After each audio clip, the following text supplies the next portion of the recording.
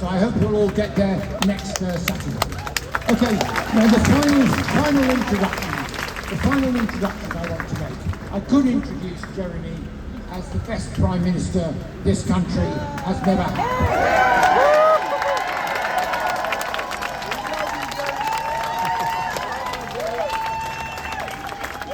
Really, you know, as true as that statement is, what Jeremy has shown us is what a real MP does.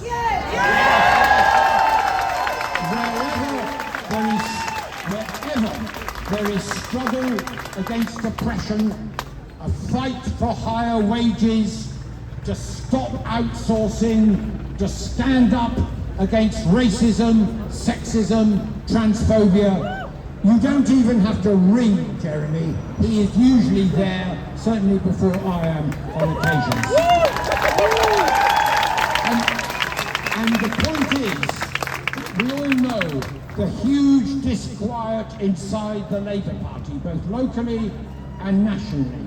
And Jeremy is leading a new movement of independent MPs, and therefore what Jeremy has to say now is something we are going to have to implement as we fight the racists and the fascists. Jeremy Corbyn.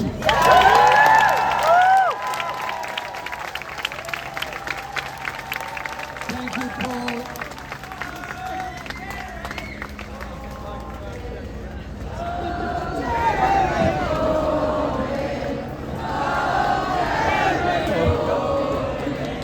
you, Paul. The side entertainment here is the loudspeaker, the microphones and so on. First of all, Paul, thank you for that, and thank you everyone for being here today to show your determination to create a society free of racism and free of discrimination. I also want to say a huge thank you to Finsbury Park Mosque, the Muslim Welfare House, the Holloway Road Mosque, Hornsey Road Mosque,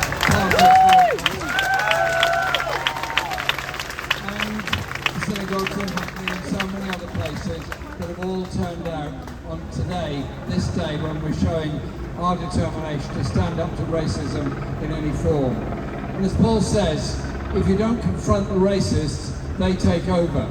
He's right about Corbyn Street in the 1930s. He was right about the 1970s. Some of you, not many of you, but are old enough to remember the 1970s. You are, Paul, but and I am as well.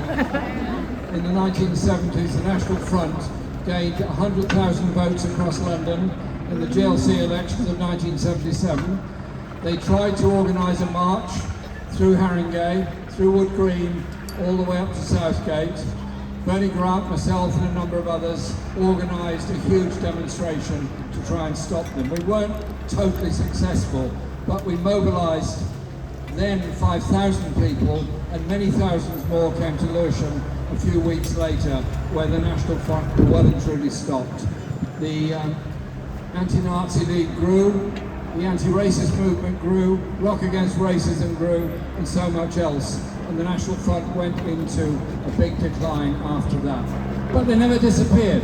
I remember here in the early 1980s, shortly after I was elected to Parliament, the National Front owned a house on Avenel Road. I called it the House of Hate.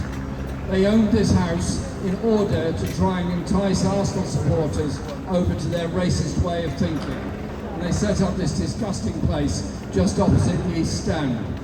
The community mobilised and marched around the area, got the place closed down, and declared Finsbury Park a Nazi-free zone. And I was proud of what we did that day. But over the last few weeks, we've seen something deeply horrible and deeply disturbing all across this country. When Muslim-owned businesses felt the need to close early, or indeed sometimes not open at all. When many Muslim women felt afraid to go out because they didn't know what was going to happen to them. When solicitors' practices that have been helping refugees felt the need to have security on the door. When community centres were afraid to open and started cancelling events. That was a message of hate and a message of fear.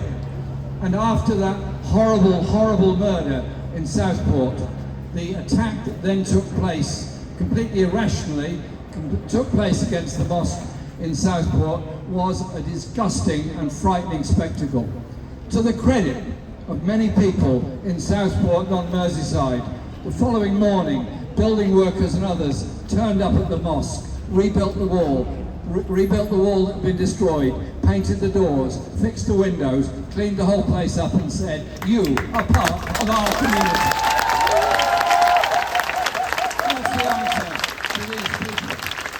That's the answer to these people who have spread solely a language of hate, fear.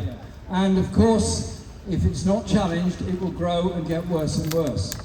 But, and this is a big but, Paul quite rightly pointed out that the language that the far right are now using is attacking refugees, is attacking people that have come by boat from Calais, is attacking anyone that's made their home in this country, and attacking particular faiths. In this case, it's Islam. They're attacking all the time.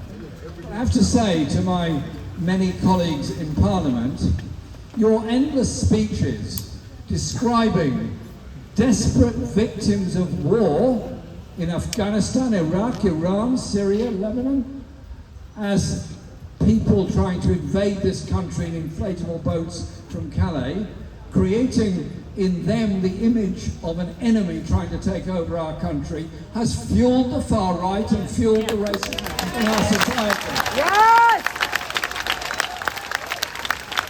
Those poor people in Calais, and I've been there many times, and I've met many of them, are utterly desperate. You would have to be utterly desperate to risk everything to get in one of those vessels across the channel. So what we need is safe routes for refugees in order to seek a place of safety. And when the election came, and there was a bit of competition on language that would be used, we're going to send people back, we're going to deport people, we're going to deport more than you are. Hang on a minute, think of what you're saying and think of that message and think where that message is carried through. It is very, very dangerous language. And somewhere on the Neanderthal far right, somebody will pick that up, pick up a brick and start throwing it through the window of a mosque. Once you set that horrible thing out of the kennel, it's very hard to get it back.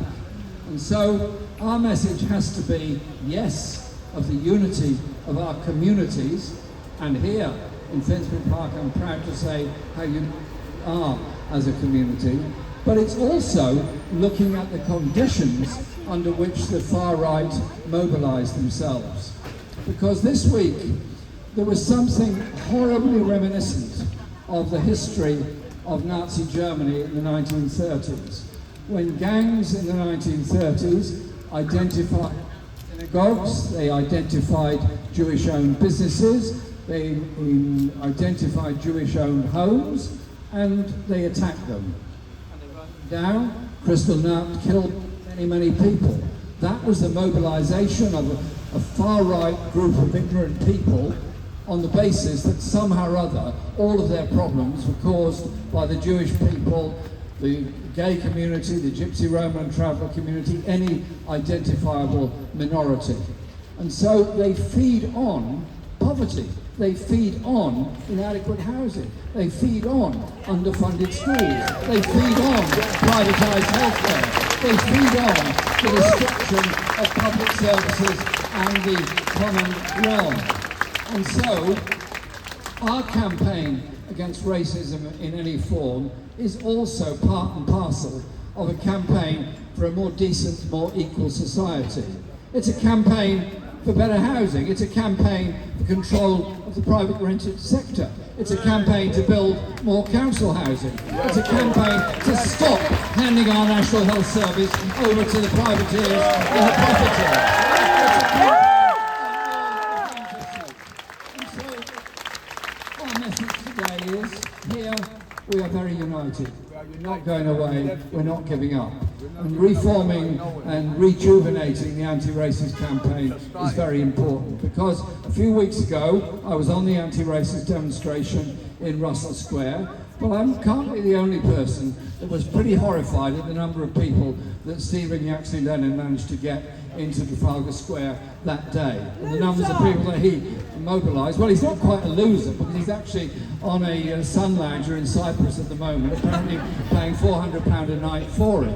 So he is directing far-right, fascist, racist activity from the luxury of a hotel somewhere in Cyprus. Well, come on, doesn't that say it all about the cynicism of his movement and what they're about? I'll tell you what, we're a bit better than that, because we're united, we're together, we're of all faiths and none, we're of all communities, we're of a whole range of different languages, but above all, we're a community that will stand up for each other and defend each other and will not allow ourselves to be divided.